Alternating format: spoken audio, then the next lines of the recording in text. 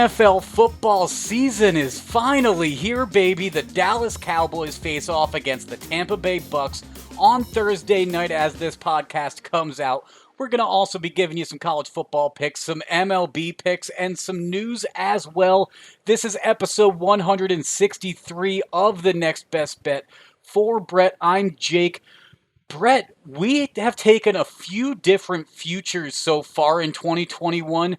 Last episode, I laid out a few NFL futures that are going to be sitting for the next 6 months or so. But the MLB futures that you took back in March, they're starting to come down to the bitter end with this MLB race to the end of the regular season in September, right? They're definitely coming down to the end, Higgins. I had the Rays to win the AL East at even money. That is long gone, as they are now 9.5 games up on the Yankees as the Red Sox struggle through COVID battles. Blue Jays are pretty hot, though, Higgins. Blue Jays might sneak past the Yankees and Red Sox, so watch out for the Toronto Blue Jays. They are still fighting. My Braves to win the NL pennant. Probably not coming through, but they look like the favorites in the NL East, so at least they'll be there to fight for me in the postseason. And Corey Seager to win the MVP, probably dead in the water, about as dead as a bet could be as soon as the Trey Turner trade was made, yeah. Yeah, it would take quite the surprise for Corey Seager to be able to bounce back and get the NL MVP. That would be quite the story, to be honest, if it turned out to be true. Your Rays, I agree, they are inches away from officially clinching that playoff spot. Once the regular season's over, those wins will officially be notched onto your record for 2021.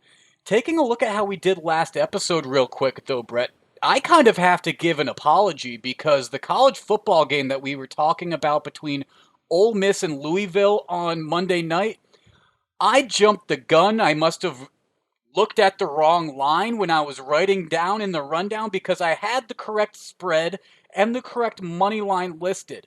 But when it came to the over-under, I pulled 53.5 out of nowhere. The line was more at 74.5 by the time kickoff was on Monday. I clearly looked at the wrong line. I'm pretty sure what was actually right underneath that game at the sportsbook, the one that I messed up on, was Kansas facing Coastal Carolina that's coming up on Friday. That over-under, a little bit more realistic at 53.5. But, Brett, I had to give out a tweet on our social media. If you follow it, you saw it. My bet was voided basically because it wasn't real. Well, Higgins, we always talk about it.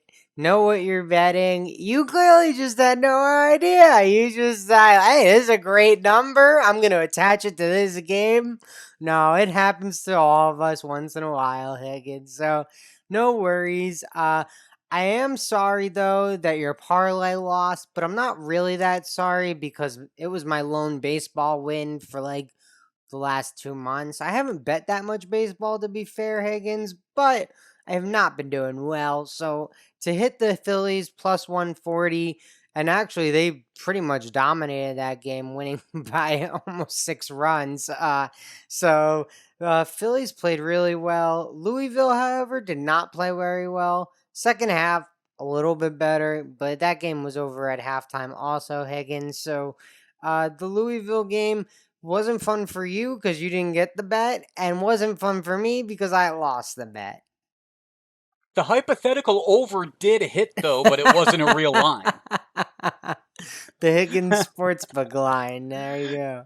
The Levy lock in the pick of the pod also didn't hit, so we are still, I'm a game and a half ahead of you. Let's jump into some Beginner's Boulevard real quick, Brett, because we're going to actually talk about a timely term here. It's called a teaser, and this is a type of parlay that you can take where you're betting on 2 or more games. Now, a teaser, though, compared to taking either the over-under or the point spread that's being given as a single line, teasers, you are taking each of the games within this parlay, and you are adding on a certain amount of points. It typically makes it more favorable for you as a bettor. It's reduced odds, though, so your chances are better to hit, but the payout's not going to be as big. Brett, I dabble with teasers every once in a while. Honestly, sometimes I find myself jumping into a teaser if I had a bad weekend the weekend before. I try to use a teaser to kind of cleanse my palate and get a better, clearer picture of the board as a whole. Well, that's definitely a strategy, Higgins. I would advise people really only tease NFL games because you try and get around key numbers. 7, 3, and 10 are pretty much key numbers for me. 14, if we're getting that high, right? So if you can get 13 and a half or 14 and a half, maybe you tease it that 1 point or buy the alternate spread if you don't want to put it in a parlay. So there's a few different ways to do this now, Higgins. But yeah, teasers are good for the NFL, not so good for college because key numbers don't really matter. That's not me talking. That's hundreds and thousands of data points, Yeah. I'm sure. But it's important you understand when to use teasers because you don't just want to be giving away value all the time. Yes, that's a very important distinction to make between doing teasers with the NFL and college football because NFL lines are so much sharper that typically teasers are more successful with them compared to college football, where you just have so many games being handicapped in a weekend that there's bound to be some oversights, especially with games that aren't going to see a lot of action. And if you end up throwing that into a teaser, it might just throw away the entire parlay potential. So there is definitely some risk, like there is with any parlay you take, but teasers are a way to try to help mitigate it by getting some slightly reduced value and some slightly better odds. Brett, let's jump into the MLB because at the top of the podcast, you actually mentioned something that I want to mention about my baseball betting strategy as well as we get into September. Because with football starting now, the bankroll situation changes a little bit.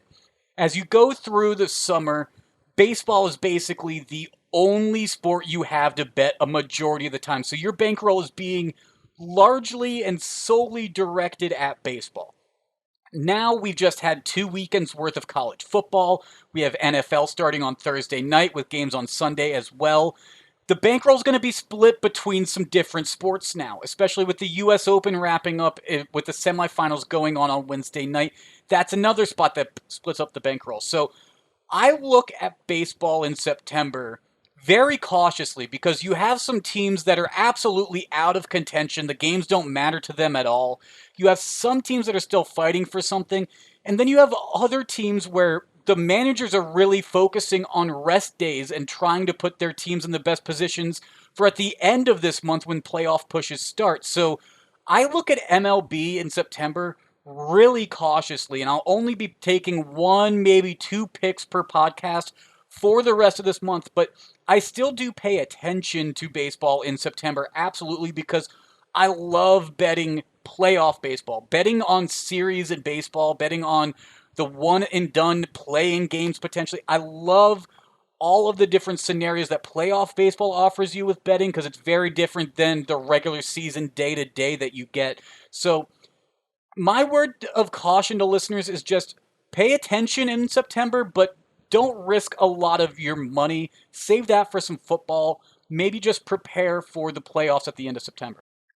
Yeah, Higgins, I'm glad you're finally done betting on the Twins and the Indians. I mean, I've been trying to get you on this train for a month now. The calendar turns. Here we go. So, welcome aboard, Higgins. Grab a seat.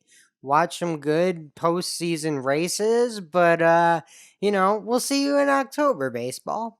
Absolutely. I was still having faith in my MLB because so far on the podcast, I've been doing rather well. I'm 39, 29, and 4. But you're right, as August has happened, I did hit a little bit more of a slump in my baseball, so it's caused me to kind of reevaluate a little bit. That being said, I do have a pick in episode 163. Like I said, I'll still be making some picks in each of these episodes, but I'm not going to be going 3, 4 picks deep. The game that I'm really looking at, Brett, though, is this Toronto Blue Jays at the New York Yankees because this is a series that coming through September, there's 5 games left between these two teams. That includes Thursday's matchup. And it's a rather close season series so far. The Blue Jays, they're up 8-6, but in those 6 games, that the Yankees have won, they've won by multiple runs. So at first I was looking at this run line with New York -1.5 at home +155. It was tempting me. It was tempting me. But if you look at how these two teams have played recently, the Yankees are abysmal. They're 2-8, and the Toronto Blue Jays, they're 8-2. You also look at how they performed overall on the run line, haven't even performed that well either.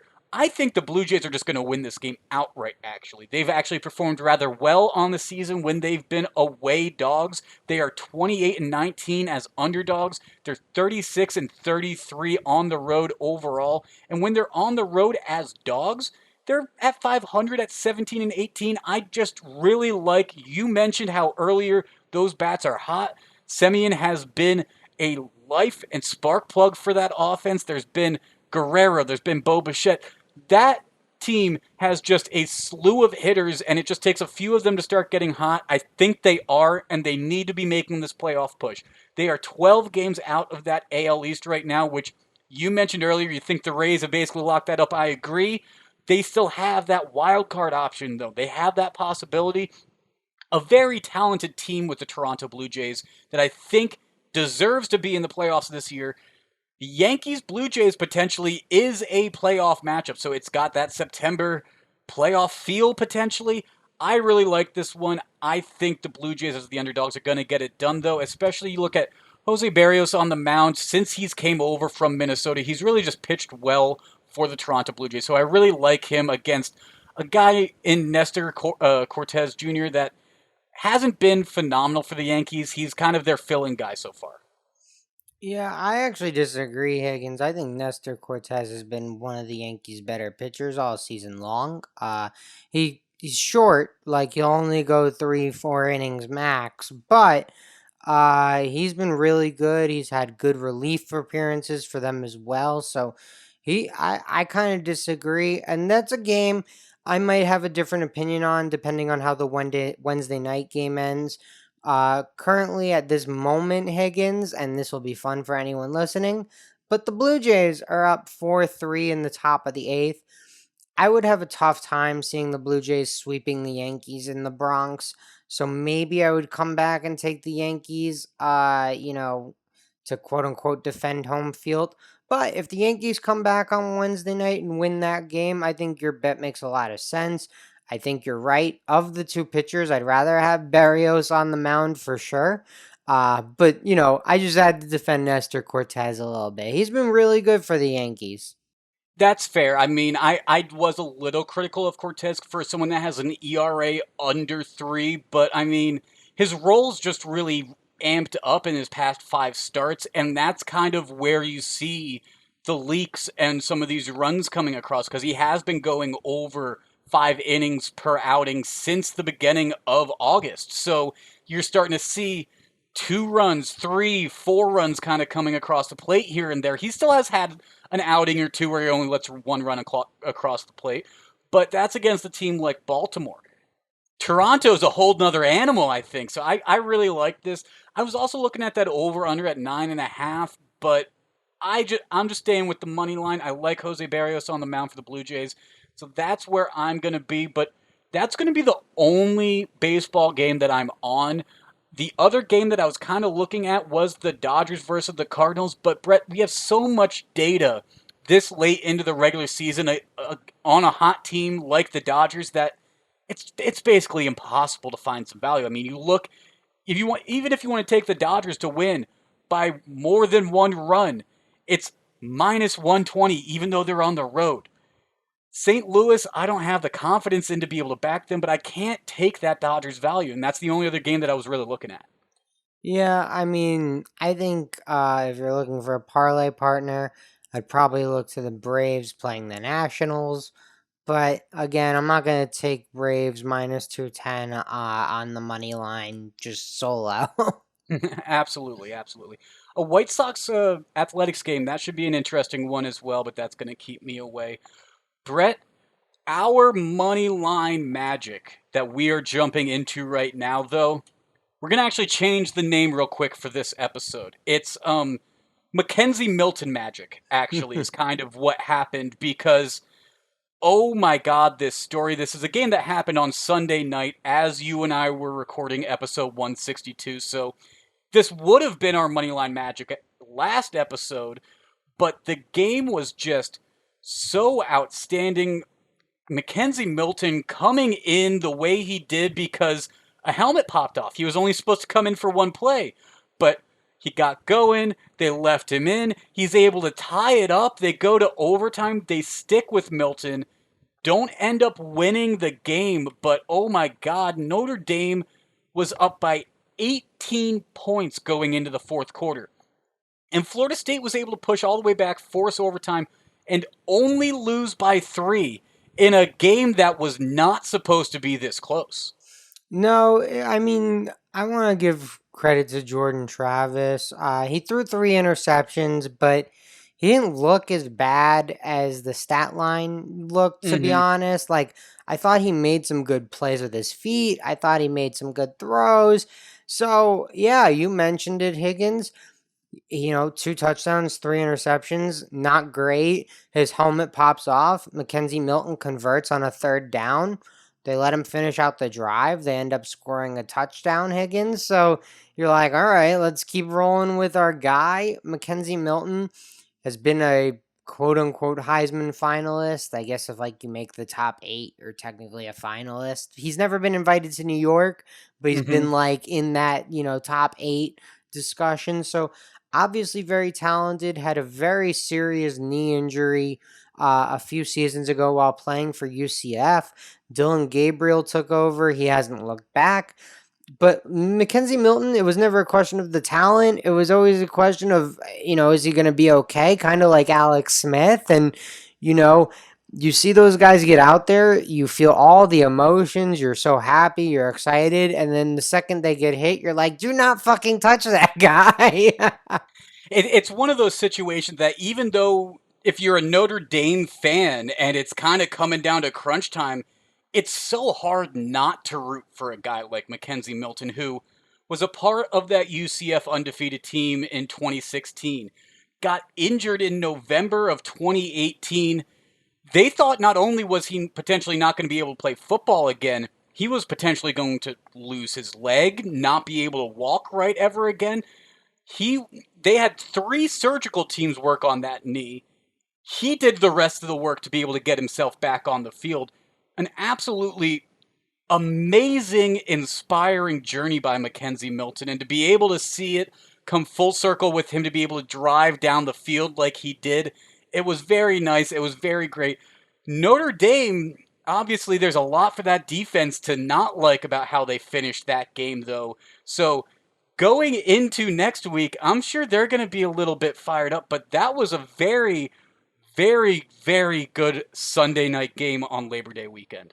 Yeah, really great game. Unfortunately, wide left or wide right. I can't remember which way the kick went right now, but it's not the first time they've missed a big kick in that direction at Florida State. So, that was unfortunate for Florida State. But yeah, you mentioned it. Mackenzie Milton in the fourth quarter was absolutely the highlight. I think the Notre Dame safety Kyle Hamilton, absolutely lock top 5 pick next year. He'll be the first safety to go in the top 5 since Eric Berry.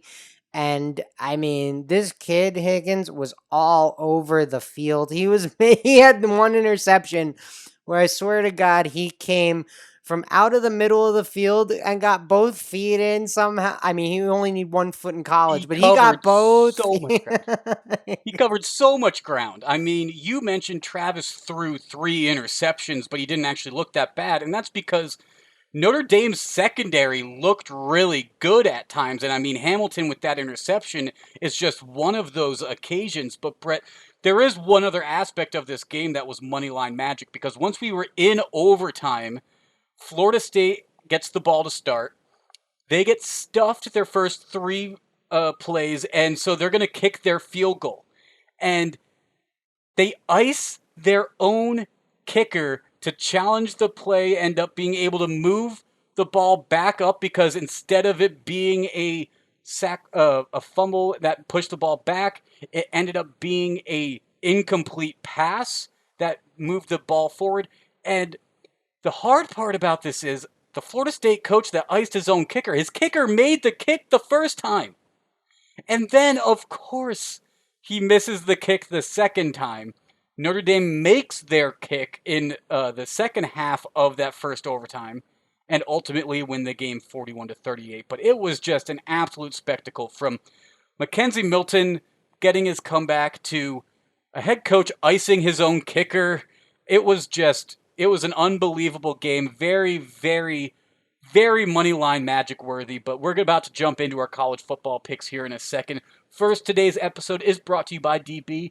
DB is a Scandinavian brand that makes backpacks and bags to help people on the move stay ready for anything. From the streets to the peaks, DB's gear is travel tested by some of the world's best athletes, adventurers, and creators. Over the past decade, DB has designed and developed, released, and refined the best bags in the market. With DB's patented hookup system, you are able to attach smaller products to your backpack, roller, or tote. I can't stress enough how important it is to find the right luggage for every travel scenario. We are teaming up with DB to exclusively offer our listeners 10% off your next purchase by using the code POD10, that's POD10, or going to the link in our show's description. DB, it's time to move on, time to get going. Brett, we're jumping into college football now. It's time to get going as we head into week 2. Week 1 showed a few matchups that were some challenges early on. I mean, Alabama-Miami was potentially supposed to be one of those. Did not end up being the case. Penn State upset Wisconsin, though. Week 2, we see some of these challenges again, but a lot more Week 2 matchups seem to be tune-up games to me. Would you agree with that? Yeah, I guess you could say that, Higgins. It's not the same slate that we had in week 1 with a lot of Power 5 crossover games and stuff like that, but there's still a lot of good football going on. One game, for instance, that I'm on that I'm very excited to watch just as a fan of college football is an old Big 8 rivalry game. I know Jerry Jones has to be ecstatic about this matchup because Texas is taking on Arkansas, and that one should be a lot of fun, Higgins. These teams are no longer in the same conference, but they were a long time ago, and they will be again in the future. There's some bad blood there still. But I think Texas is a much better team right now. Steve Sarkisian came out of the SEC last year, so he's seen Arkansas before.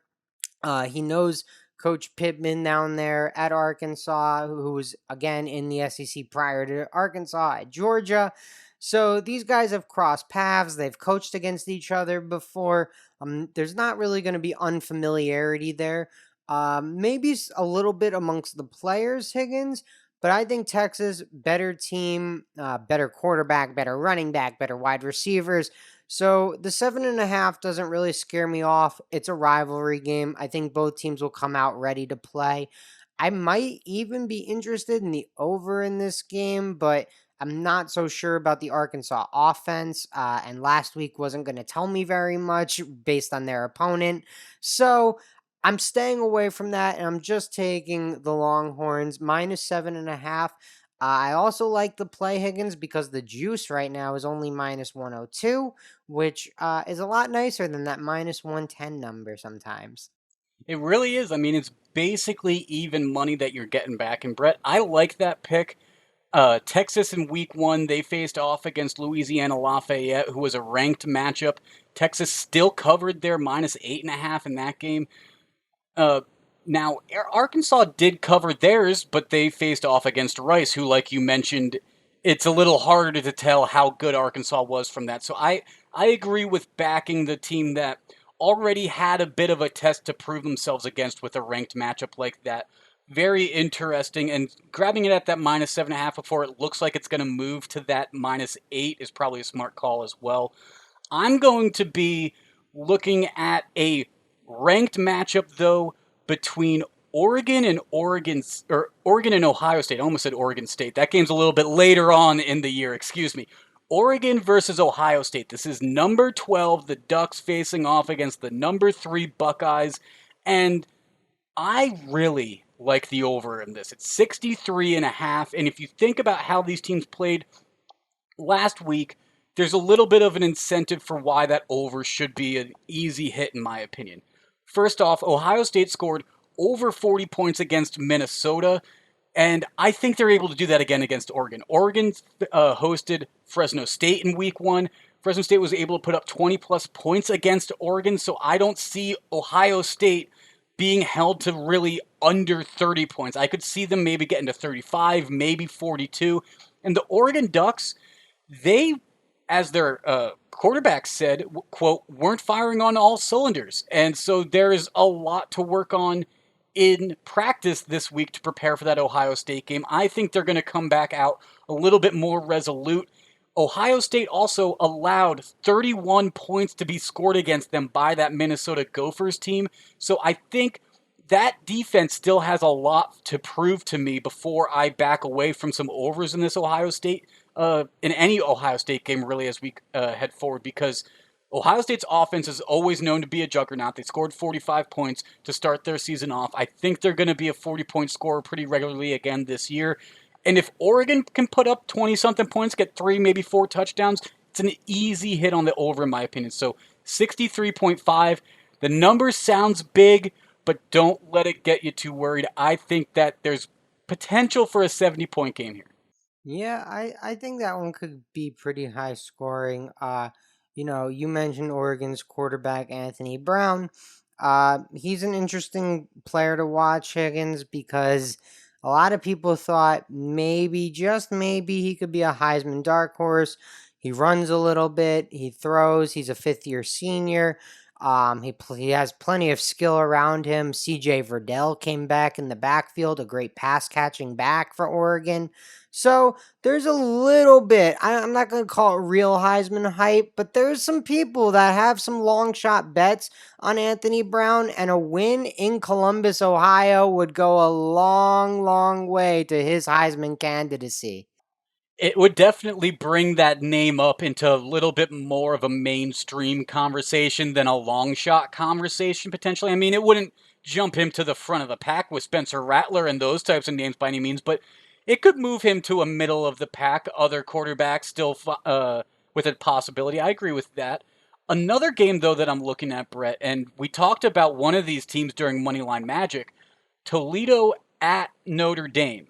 And Toledo, I'm sorry, but you faced off against Norfolk State in week one. You didn't prove anything to me by showing that you can score 49 points. You won 49-10 against Norfolk State. I don't buy it. And so Notre Dame played an excellent 3 quarters against Florida State. They were up by 18 points heading into that fourth quarter, did not execute in that final stretch, still ended up getting the win. But if you heard head coach Brian Kelly after the game, he even caught some flack on this for social media, but he made quite the statement about the team's execution. So I expect the team's execution to be a good deal better in this matchup as they're hosting Toledo. This is a 17-point game for Toledo, Toledo's an underdog by 17 points. So Notre Dame, who was winning at the end of the third quarter against Florida State by 18 points, does not concern me with a 17-point spread. I am taking the Fighting Irish at minus 17, and I'm taking it right now because I wouldn't be surprised if we see more action flood onto that as we get closer to Saturday and see that number move. Yeah, I could potentially see that number getting a little bigger as well, Higgins. Notre Dame, a fairly public team, so if you like the spread, betting it early is not a bad move on a team like Notre Dame. Higgins, I'm hopping over to a late kickoff, a kickoff right around your dinner time, Higgins. Utah at BYU, one of my favorite yearly games, the Holy War, one of the best names for a college football game. This year, the game is being played at BYU. BYU starts a true sophomore, Jaron Hall. And meanwhile, Utah starts a battle-tested quarterback, Charlie Brewer, who played at South Carolina, played at Baylor, now finds his way all the way to Utah. Utah's the ranked team here, Higgins. BYU's the home team in a big rivalry game. They had the better year last year. They're still trying to prove that it's their state. They're fighting for the invite to the Big 12. I think a lot rides on the plate here for BYU. And also, BYU beat a Pac 12 team last week. They played Arizona. So, I think Utah, a bit of a step up in competition, better quarterback play for sure, maybe some better athletes than Arizona.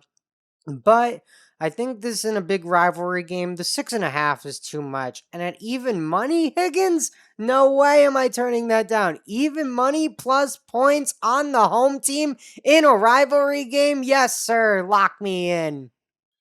Now, listen, I'm glad that you're excited for it, but I'm going to play some devil's advocate because I think I might find myself on the opposite side of this by Saturday, Brett, because BYU had a lot of attention on themselves last year, and once that attention really kind of came into full focus when BYU did their schedule change to go face off against Coastal Carolina and everything, they didn't really perform as well. The attention still is there with BYU, even though they're not ranked, and BYU was a 13.5 point favorite over Arizona in week one. They did not cover that.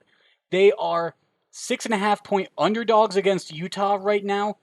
I don't know if I buy that either because, I mean, BYU, after all that attention, the national attention focused on them last year in 2020, they ended their season just 1-3 against the spread.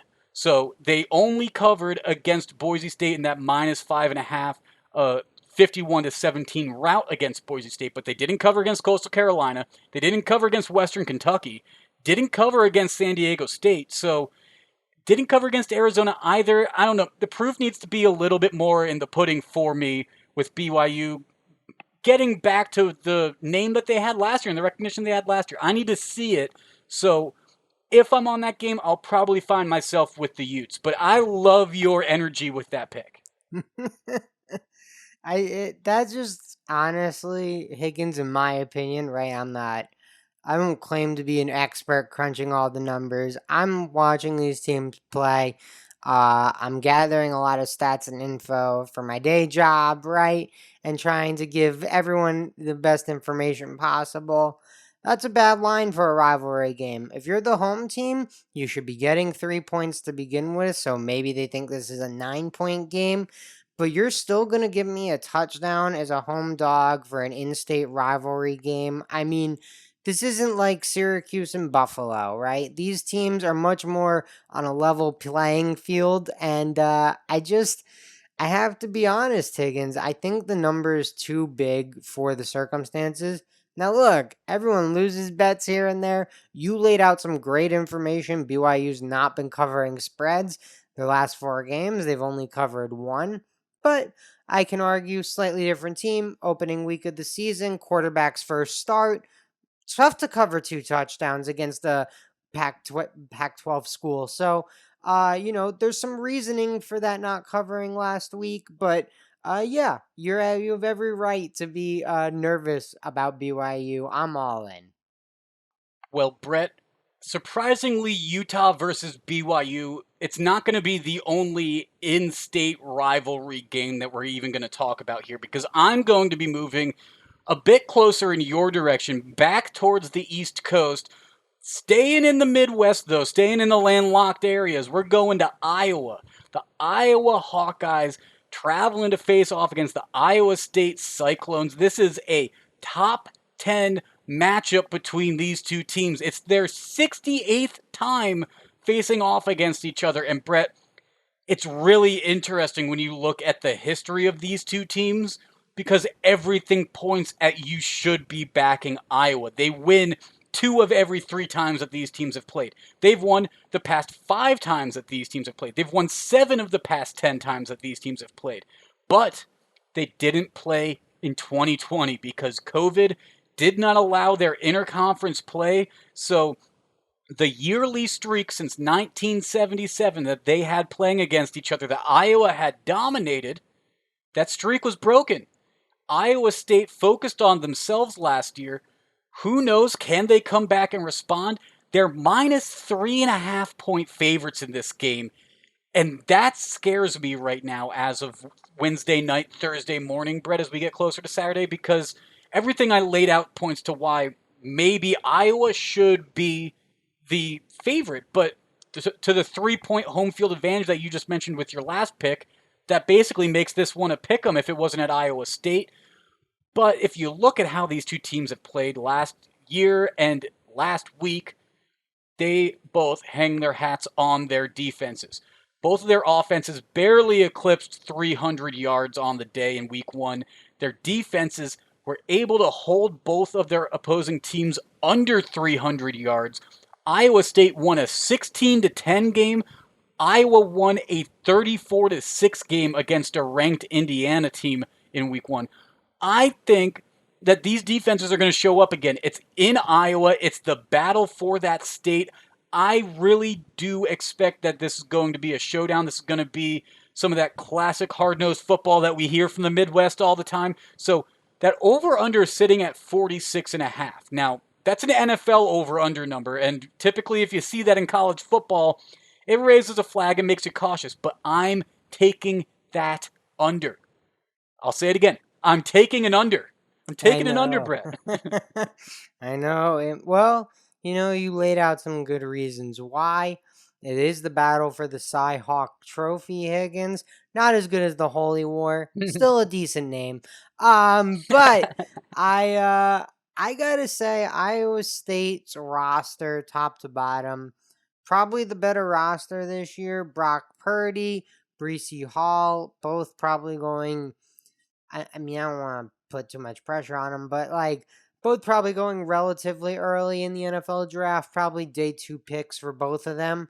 Um, A chance to mean, work into a day one if they get a big game like this or have a really strong season. But I'd agree. absolutely. I'd agree they are day two, but they're borderline. They could be a late first round if someone falls in love with them. Yeah, someone could fall in love with them for sure. Brock Purdy could have a great year. That would all help. But Iowa Higgins did not have a great offseason. They had some trouble with their trainer, and former players came out angry. So I haven't really gotten a great read on Iowa. They came out and dominated Indiana last week. That probably shocked a lot more people than we expected, right? We thought that would be a close, good game, but it was a blowout from the beginning to the end. And, that has some people saying, oh, well, maybe this 3.5 is wrong. Maybe Iowa's a better team than we expected. We just kind of wrote them off because of offseason troubles. But I have no feel on this game, Higgins. I think your underplay makes sense. But, that's probably enough college football today because it's NFL week one this week, Higgins, and we got to hop into that. It is. There is one game that I do want to just mention real quick that I'll be looking at on Saturday, but I'll give that pick out on our social media so we don't have to spend too much time on it. But Appalachian State versus Miami, that's going to be a good game. That's going to be a good game. Now, Brett, like you said, let's jump into that NFL. And we had some interesting news on Adam Schefter's podcast coming into week one. They talked with the Washington football team, and apparently they're down to 8 potential names: the Red Hogs, Defenders, the Armada, Presidents, Brigade, Commanders, Red Wolves, and the Washington football team. Brett, I haven't found a line on what the Washington football team's name's going to be next season. I'm kind of backing Washington football team or the Commanders. Those are the two names that I really am seeing or kind of like speak to me. What about you? Yeah, I would probably just stay with the football team at this point. We're all used to it, right? Yeah. I think they don't want to make waves with whatever name they pick. They don't want it to be a big media conversation or anything. They don't want to drag up the past of why they're changing the name. So if they just stick with the Washington football team, then they've already made the name change and it's not even really news anymore. It goes by a news cycle super quickly. So I really wouldn't be surprised if WFT is that team's initials moving forward for the foreseeable future. But Brett, it's going to be the WFT for this season. We at least know that for sure. And they're playing an interesting game that we're going to talk about a little later. But let's talk about Thursday night because I got to tip my cap to myself. I was right last episode. The line was at -7.5 in favor of the Bucks. I had a feeling there was going to be some more attention, more action going to this game as we got closer to Thursday, and I was right. It moved a full point. The Bucks are -8.5 point favorites. I've even seen some odds boost and some specials at different sports books trying to offer the Bucks at -9.5 and boost those odds. That feels a little too high for me to at least place a bet, but I could see the Bucks absolutely dominating the Cowboys and getting a two-digit score. Do you have any feel in this game for tomorrow? I don't, Higgins. There's nothing I would tell someone to back me on because I'm a little nervous about the weather. I've seen it might be raining tomorrow. Now it's Florida, so you never know. It could rain. It could be sunshine. It could be hailing. Florida weather is by the minute, so you never truly know. But the rain would scare me off a little bit of the over. Two offensive linemen may be out for the Dallas Cowboys. Lael Collins dealing with what Jerry Jones called like a normal stinger, but a stinger that has kept him out most of training camp.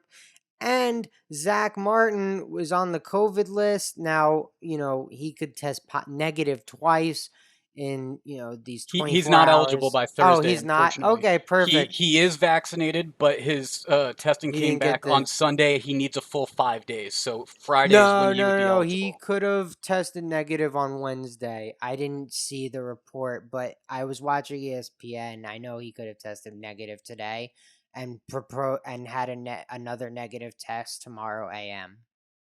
Okay, yeah, it's an interesting potential Oh, because my bad. I cut off. Sorry. earlier in the week, I hadn't really heard of the possibility of him being able to still be eligible for Thursday. I'm looking now; he was officially ruled out on Wednesday afternoon, so Perfect. Zach Martin Wednesday will not be afternoon. there. Meanwhile, the Bucks they're bringing back all 22 of their starters from last year. Lots of synergy. The Cowboys, who are bringing back a quarterback that hasn't been under center in quite a few games, and now might be potentially missing two of his offensive linemen speaks very poorly for that Cowboys potential in week 1.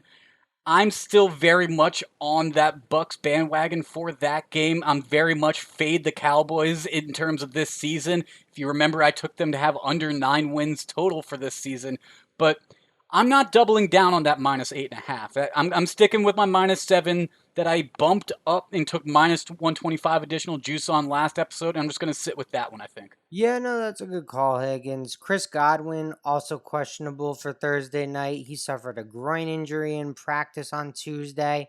Did not practice Wednesday. Is going to be a true game time decision. They're going to have him test that out. So, lots of injuries to keep my eye on before Thursday's kickoff, Higgins. I think you did a great job beating the books. I did not beat the book, so I probably need to wait till all that last second info's out. You gave me some good one. You confirmed Zach Martin's not playing, so there we go. One stone turned. We just need to turn over the other two, and then we'll have all the info we need to bet. But Sunday, Higgins, I got all the info I need to bet on the Jaguars Texans game. Tyrod Taylor is starting for the Houston Texans. Meanwhile, the Urban Meyer, Trevor Lawrence era is getting underway in Jacksonville. Higgins, I don't know what the Texans will look like at the end of the year, but for week 1, they need to be bigger underdogs to the Jaguars. I get it. Trevor Lawrence first ever NFL start. No one's seen him. You have no idea if he's going to be any good. But listen, this kid was the number 1 overall pick. The Jaguars' offensive line for a bad team isn't that bad because they've spent money on guards and centers in the past. Their tackle positions are a little weak. You'd like, Cam Robinson to continue to develop and others. But Norvell at the guard is one of the best guards in the NFL. Lindell at center, one of the best centers in the NFL. So Trevor Lawrence has some protection. This isn't like Daniel Jones or Zach Wilson stepping up there with nobody in front of them. So I think Trevor will have some time to deliver some passes, especially against Houston's defense, which again, they traded away Bradley Roby this week. They traded away Shaq Lawson to the Jets. They traded away JJ Watt in the offseason. I could not name a person on this Texans defense if they didn't have Laramie Tunsil and Brandon Cook still on the roster. I might not be able to name too many Texans, Higgins. So give me Jacksonville -3. I know it's -118 juice. That's just an indication that this number is getting bigger before Sunday. So I'm hopping on it Wednesday night. Absolutely. Take the potential for a push in a game that's going to be, in my opinion, between two teams that are going to be fighting for a top 5 pick potentially. I personally, I do not have a lot of faith in Trevor Lawrence with the Jacksonville Jaguars. I can explain it, but personally, I think the issues with the Jacksonville Jaguars are much larger than just that quarterback position. So I'm staying far, far, far away from that week 1 game. I have no read on that whatsoever. Best of luck to you. You're right. It's very hard to name a player that's on that Texans roster right now. So just off of that, I could name more Jacksonville players. That is right there. Maybe a reason to be backing them a little bit, but that's not a Sunday game that's really catching my attention. I did mention the Washington football team and how we'd be talking about them later. The Washington football team, they're hosting the Los Angeles Chargers on Sunday. And I think Justin Herbert and the Chargers are going to come in and they're going to get a week 1 win on the road. And we're going to get some confirmation that Justin Herbert's not going to go through a sophomore slump because he has all of these weapons around him that just, to me, speak of a very dangerous offense potentially. Meanwhile, there's a lot of talk about Antonio Gibson, whether it be fantasy, whether it be otherwise. There's Ryan Fitzpatrick at quarterback at the helm for Ron Rivera. I don't have a lot of confidence in this Washington football team. I don't have a confidence in really any NFC East team again this year. So I really expect the Chargers, who in that AFC West are going to be battling, trying to make it challenging with the Chargers or the Chiefs. I don't think they necessarily do challenge the Chiefs for that AFC West division, but they will, in my opinion, be fighting for a playoff spot, and I think on week 1 they're going to get a strong start with a win. So I'm taking the Chargers at -1 at -105 just because the spread is so close, and I don't see a point in taking the money line at -108 when I have a chance for a -1 push and slightly better odds with 4 cents better on the VIG. Yeah, I think if you like the Chargers, Higgins, where you bet it is the right side. I think my personal take, and I have not bet this game yet. I may on Sunday. I may wake up and be like, you know what? The Chargers are flying all the way across the country. That's tough. I haven't seen the Chargers complete a fourth quarter comeback since they drafted Phillip Rivers, so I can't take them as favorites. But yeah, I mean, you mentioned it. New Chargers regime. Brendan Staley, first year head coach for the Chargers, takes over for Anthony Lynn. Maybe Anthony Lynn's play calling in the fourth quarter was the problem. Justin Herbert was there last year, but he was working with Anthony Lynn, who was there for the end of the Phillip Rivers era. So it's all kind of tied together. So it finally feels like a fresh start, but they got to prove it to me, kind of like what you were saying with BYU. The history of the Chargers being favorites, you're going to lose. So I just can't jump off the history yet. But there's reason to be optimistic, as you pointed out, Higgins. It's a very good point to bring up the cross-country flight from the West Coast to the East Coast because in the NFL that has known to be significantly impactful, especially with certain teams. So that is a note to take a look at, Brett. There's another game that I'm looking at, though, between two teams that I think are going to be very competitive this year. I think they are going to absolutely, potentially each fight each other in the AFC Championship for a spot in the Super Bowl. Both these teams, I think, have the rosters to do that. Whether they can make it that far in the season is up to them. But the Browns at the Chiefs in Week 1, I'm taking the Browns plus 6.5 here because like we saw last year with the Super Bowl and what happened to Patrick Mahomes was they got pressure on him, that offensive line got exploited, and the Browns, They have a pretty good offensive line with Myles Garrett, with Jadeveon Clowney, and I still have some question marks with the offensive line that they brought in for Patrick Mahomes. I need to see how he gets protected for full 4 quarters with this new line that they've put together. I could very much potentially be wrong. Andy Reid could have figured out that line. The Chiefs come in, they win by 2 full scores, maybe even more. But I think that this game's going to be very competitive. I think that this could actually be more close to a 3-4 point game, actually. I think it's going to be within 1 score. So I'm taking the Browns plus 6.5 just because I really expect this to be a great game and maybe a precursor to a game we see later on in the playoffs. Yeah, Higgins, I gotta say, I was pretty impressed with how the Chiefs built up that O line this offseason. Traded for Orlando Brown from the Baltimore Ravens. Now, he's going to be playing left tackle, the position he played in college. But the Ravens obviously have one of the best left tackles in the entire world. So he was playing right tackle in Baltimore. A little bit of a switcher position for him. So I understand why he'd be a little nervous there. They get Joe Thuney from New England. New England had two really good left guards, so they trade away the one on the bigger contract. Joe Thuney was a Pro Bowler 2 years ago, Higgins, so that's a big ad. Creed Humphreys, the rookie from Oklahoma, another big time player, arguably the best center in the draft, so they land him.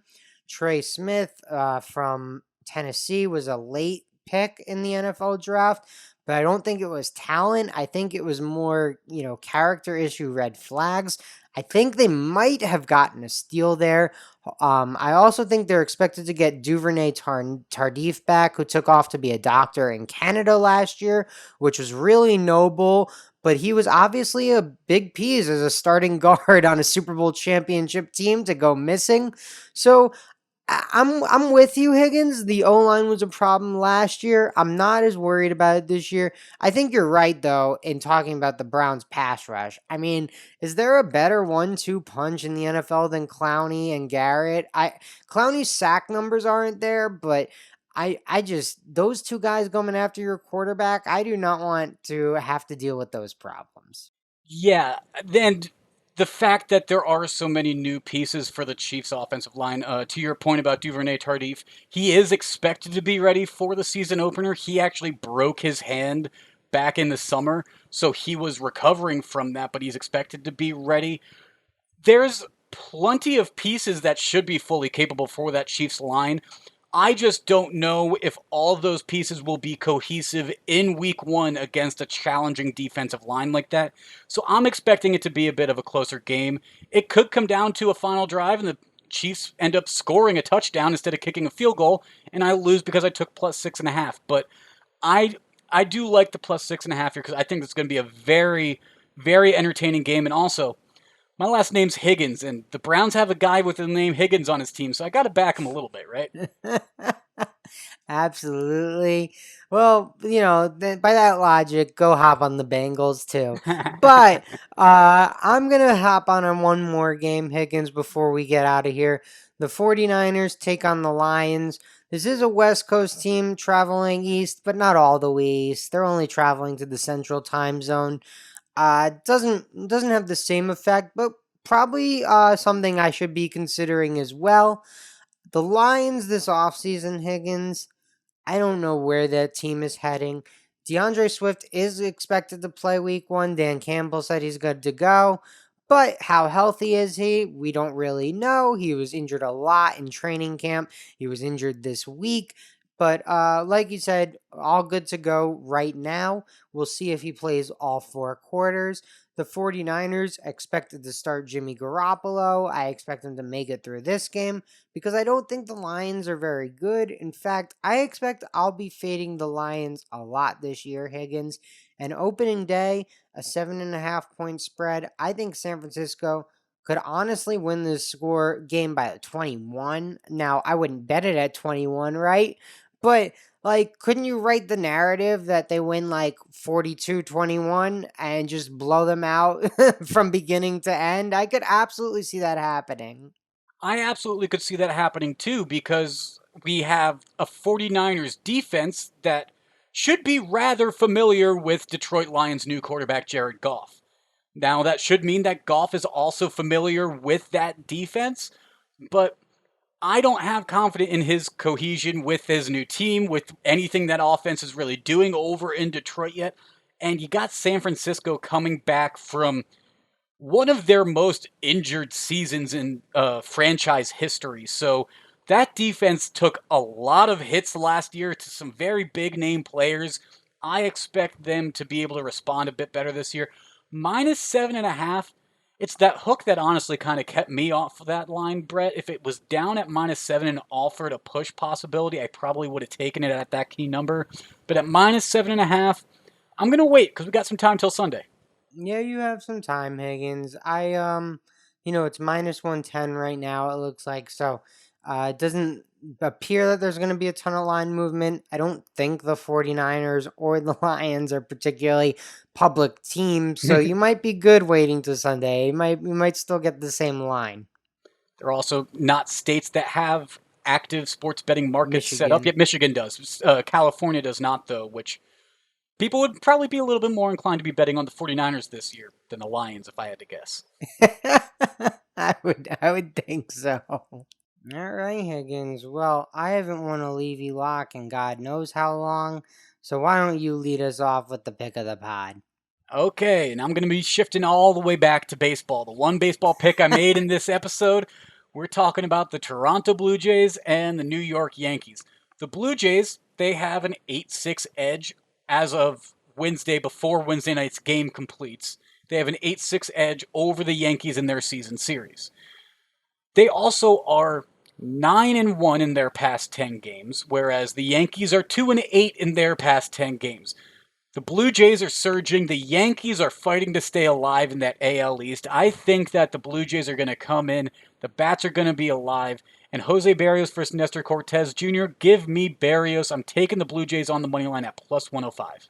All right, Higgins. Well, you went back to your first bet. I'll go quickly back to my last bet. The 49ers head over to Detroit, Motown City. But I think the 49ers leave Motown not only with some Detroit-style pizza, Higgins, but a W in their back pocket. I don't think the Dan Campbell era is going to go very well in Detroit, Higgins. I don't think they have a ton of weapons for Jared Goff. I don't think the O-line's very good for Jared Goff. I don't even think the defense is very good in Detroit. So between a coach that wants to, bite people's kneecaps off instead of and have a live lion at practice, like maybe you should be more concerned about slightly different things. I'm going to take the 49ers -7.5. That's not, look, I don't mean to take shots at Dan Campbell. He could be a great football coach. He just says some funny things and does some funny stuff. And if I can't make fun of him, well, then I don't want to do this anymore, Higgins. Hey, maybe Dan Campbell's thought process is, if I can say all these outlandish things, the sports media attention is going to be on me, and that way we don't have any division going on within this team yet, and maybe they can get it together. I don't know. Maybe he's trying to go, hey, look over here while the team's doing all this stuff over here. I don't know. I'm just happy football's back, personally. I am excited. I'm ecstatic, Brett. How about you? Yeah, man, can't wait. Ready for football Saturday, football Sunday, and Monday Night Football. And then we'll be back next Wednesday. So break it all down, Higgins. Absolutely. And we will have some social media picks in the meantime, especially making up for the fact that we won't have our episode out on Sunday night, Monday morning like we typically do. So make sure to follow us at NBB Pod on Twitter, at Next Best Bet on Instagram, and the Next Best Bet Facebook page and YouTube channel.